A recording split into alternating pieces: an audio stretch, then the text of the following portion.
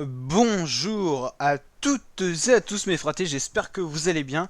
Aujourd'hui pour cette nouvelle vidéo, on se retrouve pour le résumé complet de l'étape 19 du Giro d'Italia 2021. Très belle étape de montagne à laquelle on a assisté aujourd'hui.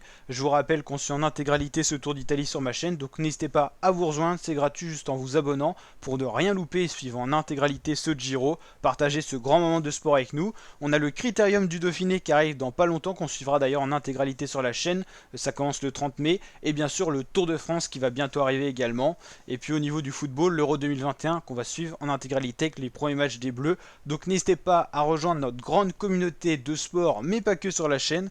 Et donc je vous remercie parce qu'on est de plus en plus nombreuses et nombreux. C'est parti sans plus tarder pour le résumé de l'étape. Donc je vais vous présenter quand même un petit peu le profil d'étape. Donc une belle étape de montagne, 3 cols au programme. Le premier assez roulant, des pentes pas très raides. Le deuxième un peu plus raide, c'était le Passo della Colma. Et l'arrivée inédite à l'Alpe d'Himera, inédite parce que cette ascension n'avait jamais été grimpée par les coureurs lors de l'occasion du Giro tout simplement. 166 km de pur bonheur, tout simplement une étape de montagne avec du spectacle et des défaillances. On est ici donc à 37 km de l'arrivée, 1 minute 6 d'avance pour l'échappée sur le peloton. On va d'ailleurs aller voir les coureurs dans l'échappée. Ça c'était un petit classement provisoire du maillot du grimpeur. On voit bien que Geoffrey Bouchard, le français, est largement en tête. Alors, là, ici, c'est les hommes de tête. Ici, c'est le peloton emmené par les Ineos. Le peloton ensuite qui a été emmené par les deux Sunning qui ont voulu revenir sur les échappées à 33 km de l'arrivée. Ils ont fait la descente à bloc.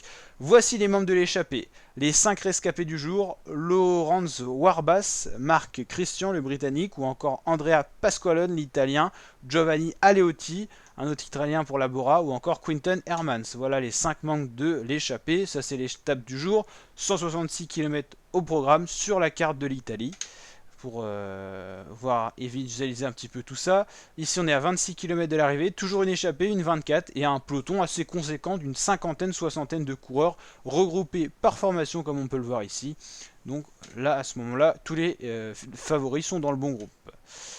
On avance petit à petit, les deux Sunning qui se mettent à rouler, mais également un équipier de Simon Yates, Cameron Meyer, qui a son maillot de champion d'une nation, tout simplement. Ici les échappés, alors on a un Eolo qui s'en va tout seul, très fort, hein, l'équipe de Contador Basso. Le coureur s'en va tout seul, la 2 qui roule. Ici donc on a le coureur de Eolo qui fait la résistance. Ici c'est les 2 qui emmènent, c'est James Knox qui a été impressionnant et qui a fait un boulot phénoménal jusqu'à 7 km à peu près pour Joao Almeida. Là il se retourne, il dit qu'il va plus pouvoir travailler, il est au bout de son effort. Joao Almeida, qu'est-ce qu'il fait? Il attaque. Attaque contrôlée quand même par Narvaez pour la Ineos. Bernal bien placé, il avait encore deux autres équipiers, Castrovero et Daniel Felipe Martinez qui figurent au général.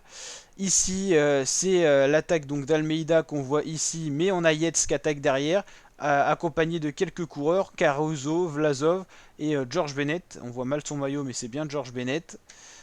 Simon Yates met une, toujours suivi par les mêmes coureurs. Là c'est le deuxième groupe, le groupe un petit peu des battus provisoires avec le maillot rose ou encore Romain Bardet, Hugues Cartier, Dan Martin.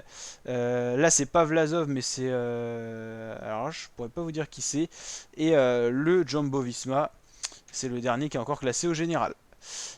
Simon Yates qui rattaque, personne ne peut le suivre dans le quatuor, hein, même Caruso le deuxième du général. Bernal un petit peu en difficulté mais qui reste dans les roues de ses équipiers pour pas perdre trop de temps. Simon Yates tout seul en tête, on a pu d'échapper, c'est bien lui qui est parti tout seul à 5 km de l'arrivée. Les Ineos qu'emmènent donc Bernal avec Castrovero et Martinez. Ici on retrouve un trio un peu devant, donc intercalé entre Yates et le maillot rose, c'est Almeida, Caruso et Vlasov. Là c'est Castrovero qui s'écarte, c'est Felipe Martinez qui prend le relais. À ce moment-là, Romain Bardet en difficulté et Martinez a fait un tellement bon boulot qu'il est revenu sur le groupe Caruso-Vlasov, comme on peut le voir ici. Vlasov qui avait résisté un peu plus. Simon Yates qui se retourne pour voir l'écart. Ici on a donc le groupe des favoris avec Daniel Felipe Martinez qui accélère. Il accélère vraiment fort, hein, il décroche plusieurs coureurs. Bernal qui accélère à son tour, suivi par Almeida et Caruso dans un second temps. Caruso qui ne peut pas suivre le duo Bernal-Almeida, toujours Simon Yates devant, hein, bien sûr. Bernal qui en remet une, Almeida qui prend des relais à Bernal. Il fait vraiment une bonne fin de Giro, hein, le coureur portugais de la The Sunning. Il veut sa victoire d'étape, mais Simon Yates très fort en tête va aller tout simplement chercher cette belle victoire d'étape. On le voit ici, Il a célèbre, mais pas trop quand même pour prendre le maximum de temps en général. Hein. Il est pas si loin que ça, il est troisième. Et il peut arriver deuxième. Almeida a décroché Bernal. Et Bernal arrive à peu près à 27 secondes. Pas de gros dégâts. Caruso arrive à 32 secondes. Il repère 4 secondes sur Bernal. Ça, c'est pas très grave. Il en perd surtout 30 quasiment sur Yates. C'est plus embêtant pour la deuxième place du général.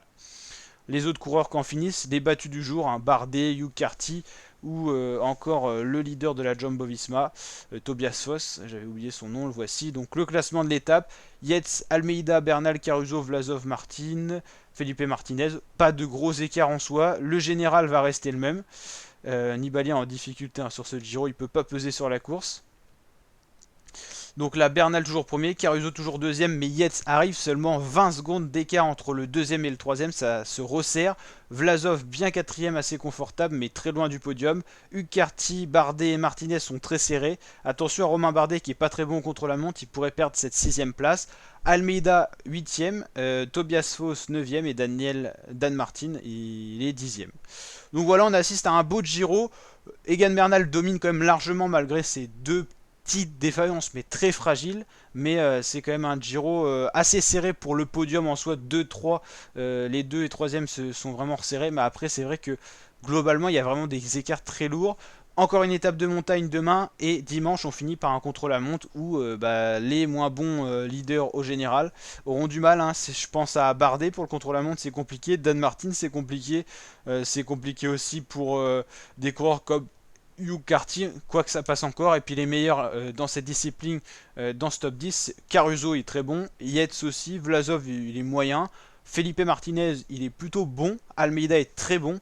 Je pense que les deux plus forts au contre-la-montre dans ce top 10 c'est Caruso et Almeida. N'hésitez pas à me dire ce que vous en pensez en commentaire, likez et surtout vous abonner la team pour nous rejoindre et suivre le cyclisme et kiffer ensemble. Allez, ciao mes fratés.